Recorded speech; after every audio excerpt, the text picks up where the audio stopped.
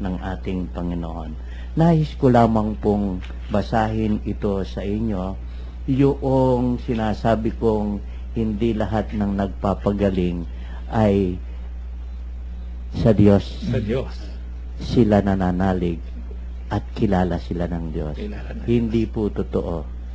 Hindi lahat ng tumatawag sa akin, Panginoon, Panginoon, ay papasok sa kaharian ng langit, kundi yaon lamang sumusunod sa kalooban ng aking Amang nasa langit. Pagdating ng huling araw, marami ang magsasabi sa akin, Panginoon, nangaral po kami at nagpalayas ng mga demonyo at gumawa ng mga kababalagan sa inyong pangalan. At sasabihin ko sa kanila, kailan may hindi ko kayo nakikilala. Lumayo kayo sa akin, mapagawa ng masama.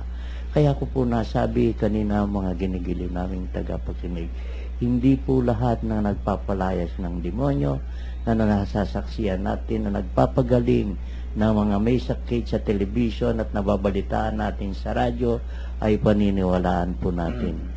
Kailanman, sabi ng Diyos, hindi ko kayo kakilala. Bakit po? Hindi sila alagad ng Diyos. Marami pong salamat. Amen. Amen. Totoo po yan, yung marami yung kinakasangkapan